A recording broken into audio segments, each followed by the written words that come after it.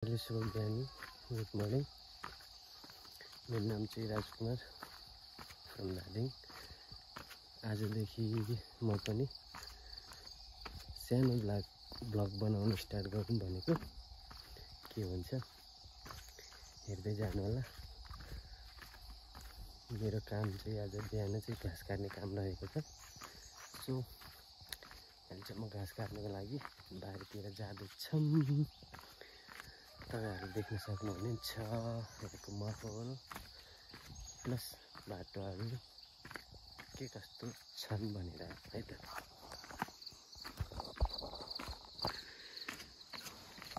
म लागिरहेको छु अहिले ओह्रालोतर्फ। यो चाहिँ सर्टकट बाटो, रोड चाहिँ माथिबाट छ। हामी चाहिँ गाउँतिर यस्तो हुन्छ, पहिलातिर चाहिँ खोलामा यस्तो ढुङ्गाको पुल बनाउँछ।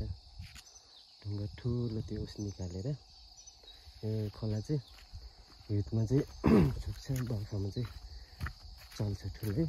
अनि यहाँतिर धानहरू रोपिन्छ त्यही पानीले। सो अहिले चाहिँ छैन, केही समय पछि मूल फुट्यो भने चाहिँ हुन्छ। यो चाहिँ सानो गाउँ, म चाहिँ माथि ठुलो गाउँबाट हो। यस्तो रहेको छ माहौल। मकैहरू हेर्नु त सबै, यो चाहिँ खेतको मकै हो है। अब त्यो पोलेर खाने बेला भइसकेको छ। बाटो यस्तो छ।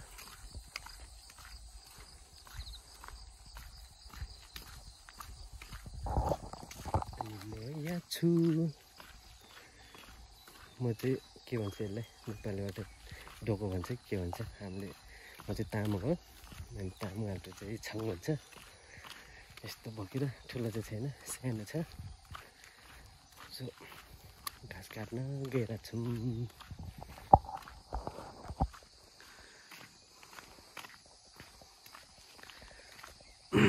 कहाँबाट जाने त? अब यही सर्टकटबाट जाने। यस्तो छ।